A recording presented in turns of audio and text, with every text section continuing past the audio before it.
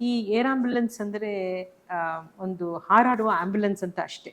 ಈಗ ಆಂಬ್ಯುಲೆನ್ಸ್ ಒಳಗಡೆ ಏನು ಎಕ್ವಿಪ್ಮೆಂಟ್ ಇರುತ್ತೆ ಅದಕ್ಕಿಂತ ಅಡ್ವಾನ್ಸ್ಡ್ ಎಕ್ವಿಪ್ಮೆಂಟ್ ನಾವು ಏರ್ ಆಂಬ್ಯುಲೆನ್ಸಲ್ಲಿ ಇಟ್ಕೊಂತೀವಿ. ಅಂದರೆ ಫ್ಲೈಯಿಂಗ್ ICU ಅಂತ ಹೇಳ್ತೀವಿ, ಅಂದರೆ ಹಾರಾಡೋ ICU ಇದೊಂದು.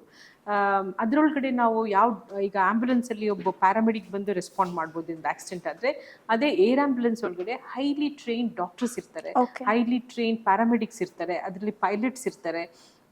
ಈಗ ಒಂದು ಅಪಘಾತ ಆದರೆ, ರಸ್ತೆ ಅಪಘಾತ ಇರ್ಬೋದು ಅಥವಾ ಹೃದಯಾಘಾತ ಇರ್ಬೋದು, ಏನೇ ಒಂದು ಆದಾಗ್ಲೂ ಟೈಮ್ ಇಸ್ ದ ಎಸೆನ್ಸ್. ಯಾಕಂದ್ರೆ ಅದು ಗೋಲ್ಡನ್ ಅವರ್ ಅಂತ ಒಂದಿರುತ್ತೆ ಟ್ರಾಮಾದಲ್ಲಿ, ಆಕ್ಸಿಡೆಂಟ್ ಆದಾಗ. ಆ ಟೈಮ್ ಒಳಗಡೆ ನಾವು ಪೇಷಂಟ್ಗೆ ಯಾವುದೇ ಕೊಡಬೇಕಾದ ಇಂಟರ್ವೆನ್ಷನ್ ಮಾಡಿ ಅವ್ರು ಕರೆಕ್ಟ್ ಆಗಿರೋ ಹಾಸ್ಪಿಟ್ಲಿಗೆ ಕರ್ಕೊಂಡು ಬಂದರೆ, ಈಗ ಒಬ್ಬ ಹೆಡ್ ಇಂಜುರಿ ಆಗಿರುತ್ತೆ, ಅವ್ರನ್ನ ನೀವು ಬೇರೆ ಯಾವುದೋ ಹೆಡ್ ಇಂಜುರಿ ಅಂದರೆ ಹಾರ್ಟ್ ಹಾಸ್ಪಿಟ್ಲಿಗೆ ಕರ್ಕೊಂಡು ಹೋದ್ರೆ ಏನೂ ಪ್ರಯೋಜನ ಆಗಲ್ಲ.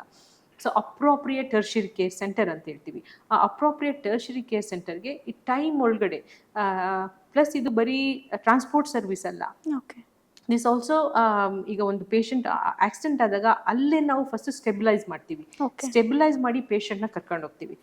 ಪೇಷಂಟ್ನ ಯಾವ ರೀತಿ ಟ್ರಾನ್ಸ್ಫರ್ ಮಾಡ್ತೀವಿ, ಯಾಕಂದರೆ ಒಂದು ಆಕ್ಸಿಡೆಂಟ್ ಆದಾಗ ಪ್ರೈಮರಿ ಇಂಜುರಿ ಅಂತ ಒಂದಾಗುತ್ತೆ.